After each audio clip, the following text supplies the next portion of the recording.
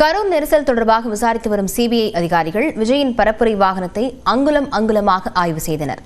CBI விசாரணைக்கு ஆஜராவதற்காக விஜய் இன்று டெல்லி செல்ல உள்ளார்.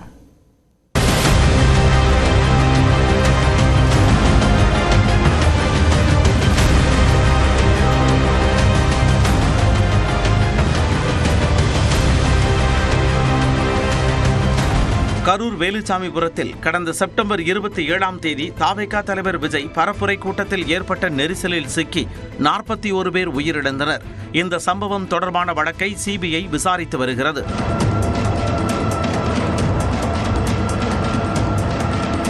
தாவேகா நிர்வாகிகள் ஆனந்த், நிர்மல்குமார், ஆதவ் அர்ஜுனா, கரூர் மாவட்ட ஆட்சியர் உள்ளிட்டோர் டெல்லியில் உள்ள சிபிஐ அலுவலகத்தில் ஆஜராகி விளக்கம் அளித்தனர். இதைத் தொடர்ந்து நாளை ஆஜராகும்படி தாவேகா தலைவர் விஜய்க்கு சிபிஐ சம்மன் அனுப்பியுள்ளது. இந்த விசாரணைக்கு ஆஜராவதற்காக விஜய் இன்றே டெல்லி செல்கிறார்.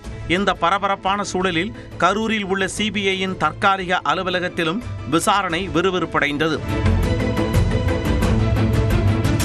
மத்திய உள்துறை அமைச்சகத்தின் கீழ் செயல்படும் தடய அறிவியல் துறையின் அதிகாரிகள் மற்றும் டெல்லி எய்ம்ஸ் மருத்துவமனையைச் சேர்ந்த 10க்கும் மேற்பட்ட மருத்துவ அதிகாரிகள் நேற்று முன்தினம் கரூர் வேலுச்சாமிபுரத்தில் கூட்ட நெரிசல் ஏற்பட்ட இடத்தில் விரிவான ஆய்வு மேற்கொண்டனர். இதையடுத்து நேற்று விஜயின் பரப்புரை வாகனத்துடன் நெரிசல் சம்பவத்தின் போது வாகனத்தை இயக்கிய ஓட்டுநர் பரணிதரன் உட்பட 5 பேர் விசாரணைக்கு ஆஜராகினர். சிபிஐ மற்றும் தடய அறிவியல் துறை அதிகாரிகள் இணைந்து பரப்புரை வாகனத்தின் உள்ளும் புறமும் அங்குலம் அங்குலமாக ஆய்வு செய்தனர்.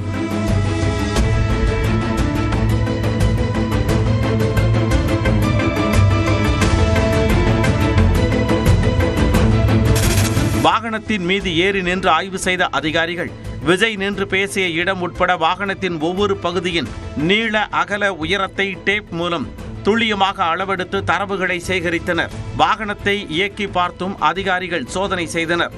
இந்த முழு ஆய்வும் வீடியோ மற்றும் படங்களாக பதிவு செய்யப்பட்டன. இப்படி விஜயின் பரப்புரை வாகனத்தில் மட்டும் 3 மணி நேரம் துருவி துருவி ஆய்வு செய்தனர். இதையடுத்து நெரிசல் ஏற்பட்ட போது வாகனத்தை இயக்கிய பரணிதரனை பரப்புரை வாகனத்தில் விஜய் அமரும் இடத்தில் அமர வைத்து அதிகாரிகள் விசாரணை நடத்தினர். எத்தனை மணிக்கு வந்தீர்கள்? கூட்டத்தின் இடையே வாகனத்தை எப்படி இயக்கினீர்கள்? விஜய் எவ்வாறு வாகனத்தின் மேல் ஏறினார்?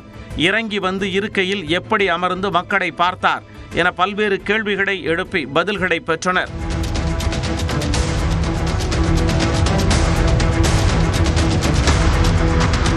எட்டு மணி நேரம் நீடித்த விசாரணைக்கு பிறகு விஜயின் பரப்புரை வாகனம் மீண்டும் சென்னைக்கு கொண்டு வரப்பட்டது. இந்த ஆய்வின் அடிப்படையிலும் சிபிஐ விசாரணைக்கு விஜய் டெல்லி செல்வதாலும் கரூர் நெரிசல் வழக்கு விசாரணை மீண்டும் சூடுபிடித்துள்ளது.